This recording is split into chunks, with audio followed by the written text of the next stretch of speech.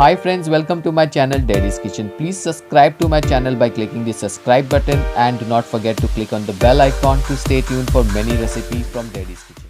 Yes friends, हम बना रहे टिंडली की सब्जी। ये काफ़ी यम्मी डिलीशियस और टेस्टी रेसिपी है। इसे बनाने के लिए देखिए, सबसे पहले मैंने यहाँ पे लिया एक पैन जिसमें मैंने ऐड किया है 2 tablespoon of oil.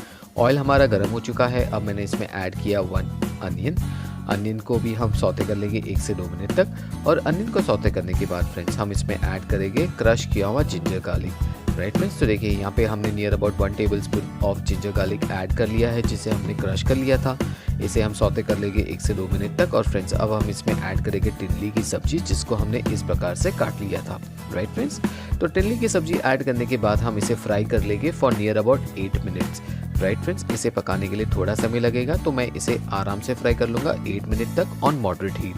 Right friends, 8 minute हो चुके हैं, हमारी टिंडली की सब्जी अच्छे से पक चुकी है। अब मैंने इसमें ऐड किया 1 चॉप टमाटो को भी मैं अच्छे से सौते कर लूँगा 1 से 2 मिनट तक। और इसे सौते करने के बाद हम इसमें ऐड करेंगे पाउडर स्पाइसेस। तो मैंने ऐड किया टर्मरिक पाउडर।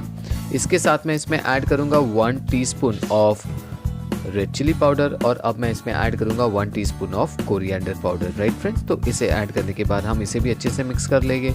और इसे मिक्स करने के पहले फ्रेंड्स हम इसमें ऐड करेंगे salt, which is as per taste. Salt भी मैंने ऐड कर लिया। मैंने इसे अच्छे से मिक्स कर लिया। और इसे मिक्स करने के बाद फ्रेंड्स हम इस पैन का लीड कवर करेंगे और इसे कुक करेंगे for near about 5 minutes. Right friends, 5 minute हो चुके हैं।